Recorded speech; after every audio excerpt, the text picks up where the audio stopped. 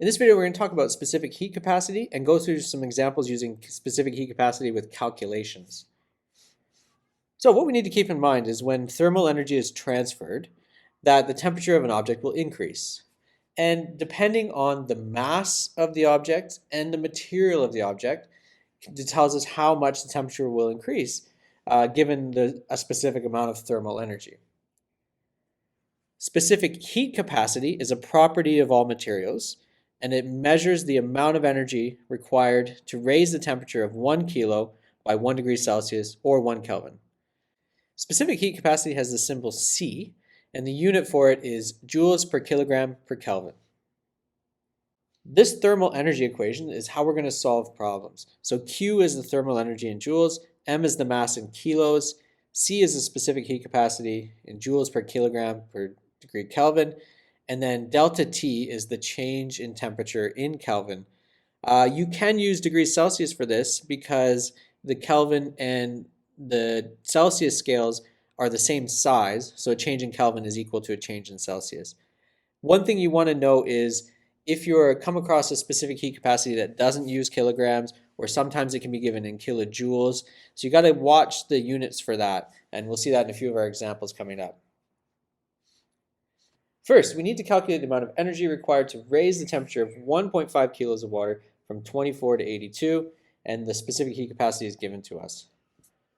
Okay, so when we look at this question, we know the energy required, that's referring to thermal energy because we're raising a temperature. And in thermal energy, we give the symbol Q, and this is our variable that we're looking for.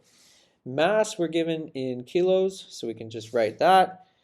And the C value they gave us is 4182 joules per kilo per Kelvin. And then the more important thing in the temperature, we want to look at the change in temperature. And that's the final temperature minus the initial temperature. So we do 82 minus 24, and that gives us 58. So we can use the formula now and plug these values in. So Q is equal to mc delta T, and we have a mass of 1.5.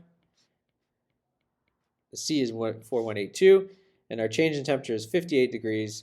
And so that gives us a thermal energy of 363,834 joules.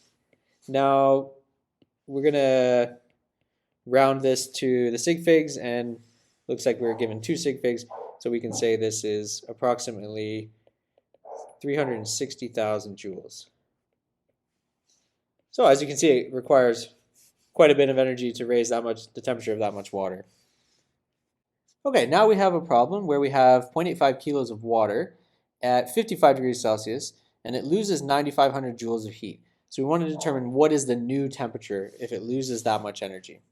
And so what we can do is we set up our Q, and in Q in this case is going to be negative 9,500 because we're losing some energy there. And so energy is not a vector, but we can use positive and negative to indicate if we've gained or lost energy. So in this case, we're losing energy. We have a mass of 0.85. We have a C, again, it's water, so it's 4182. And we have to figure out the change in temperature. So we don't know what that is. So we plug this into our Q equals mc delta T equation.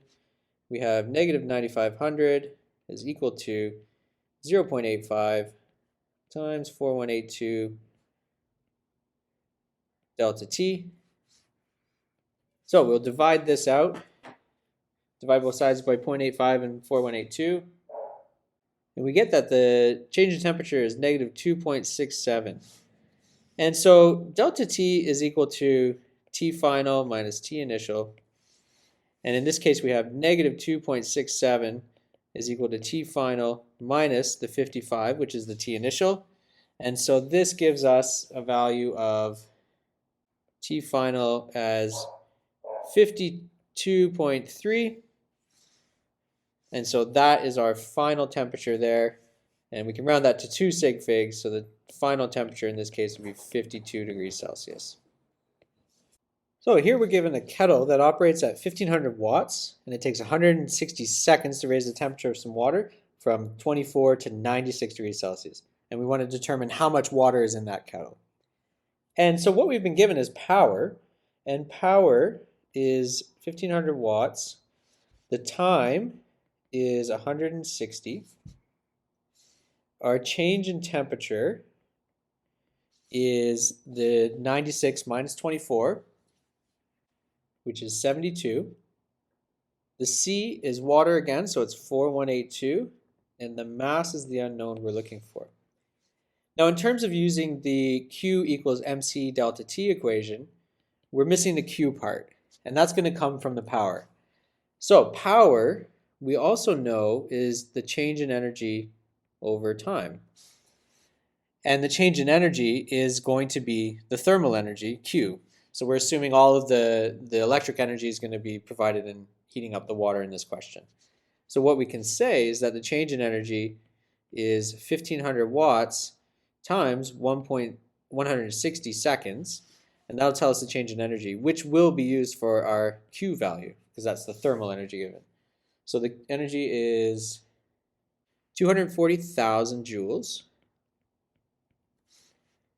And so now we can plug this in for Q, and we get that 240,000 joules is equal to the mass times 4182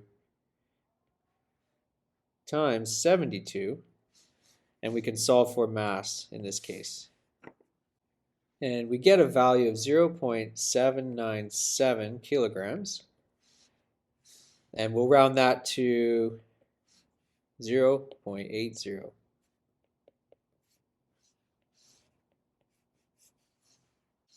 Now we have a new scenario here, and there's an insulated cup. So the word insulated there, that gives us a clue. That's what it's insinuating, is that the energy is just going to remain between the substances in the cup. There's not going to be loss of energy to the surroundings. So when it says insulated, that's what we're assuming. So we have an insulated cup, 75 grams of water at 24, and a 26 gram sample of metal at 82.2 is added. So we figure out the final temperature of the water in the metal is 28.3. What is the specific heat capacity of the metal? And the specific heat capacity given us is 4182 again for water. And so this is actually how an experiment would be conducted to figure out the specific heat capacity of a substance. We would do something similar to this. So we have two separate items here, and so we want to have two lists of givens here. And so the Q for the water is the energy gained by the water. We're not sure what that quite is, but we're going to use that later on. The mass of water is 0.075 kilos. So I change grams to kilos. The C is 4182. And the change in temperature is the final minus the initial. And so the final is 28.3, and its initial is 24. So the change in temperature is 4.3. So this is all for the water. Next, we want to list out for the metal, the unknown metal. And again, we don't know how much energy was lost by the metal, but we're going to use that later. So the mass of the metal is 0.026. The C of the metal is another unknown. And then the change in temperature is final minus the initial. So it's 28.3 minus 82.2. And that gives us negative 53.9. Now, in setting up this equation, because this is an insulated cup, what we can assume is that the energy lost by the metal is equal to the energy gained by the water. So the energy gained by the water we know is QW here. I'm going to know that as QW. That has to be equal to the energy lost by the metal. And the energy lost by the metal is negative QM. So gain and loss are equal to each other. And when we're formulating this in the equation, we want to set one side negative. The part that loses the metal or loses the energy is negative, and the part that's gaining energy is positive. And now we can rearrange this, and we can have a new equation here, mc delta T for the water, and that's going to equal negative mc delta T for the metal. We can plug in our values that we had. So we know the water was 0.075, C is 4182, temperature is 4.3, and that's going to equal negative 0.026, the C value, and negative 53.9. And as you can see, now there's two negative sides on the right.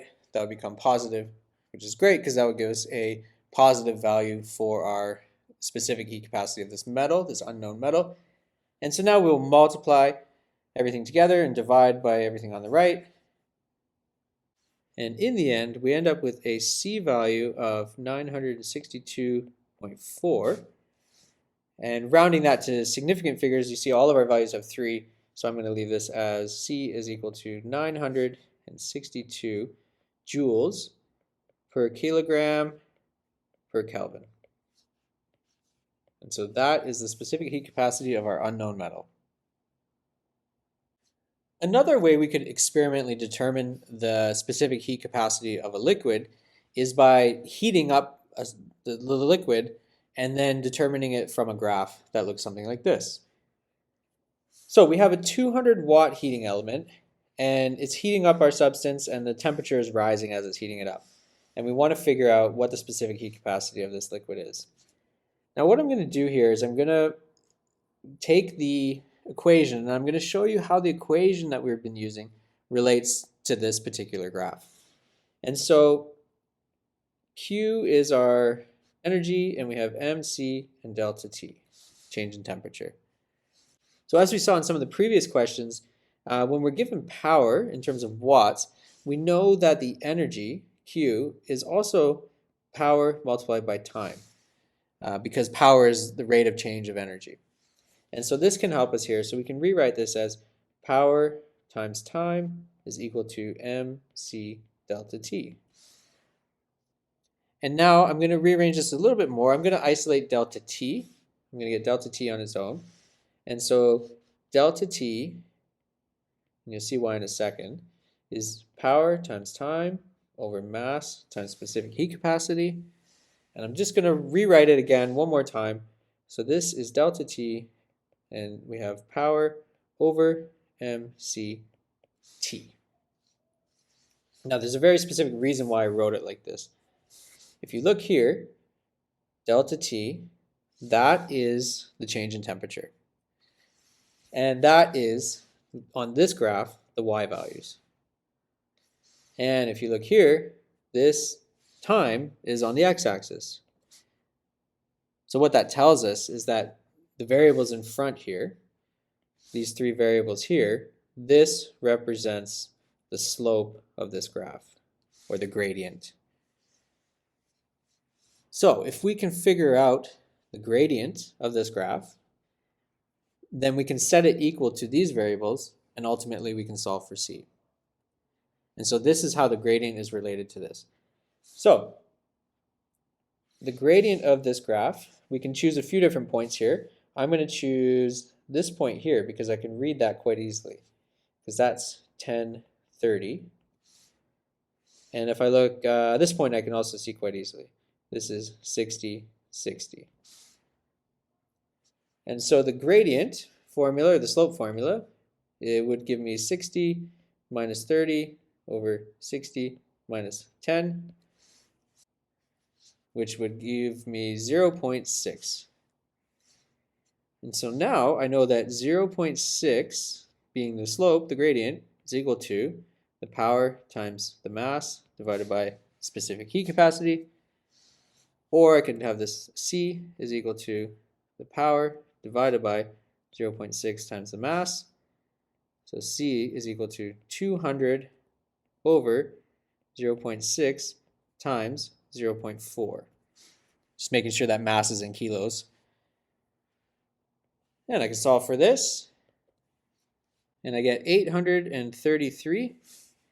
And so my final answer would be somewhere around 800 joules per kilogram per Kelvin. So that is another way to find specific heat capacity. Okay, so there's a number of different examples there on how to use specific heat capacity in solving equations. Just keep in mind, energy can be negative or positive depending on if the object's gaining or losing energy. And also keep in mind that the change in temperature, that delta T, is the final minus the initial. Good luck with answering some more of these questions on your own.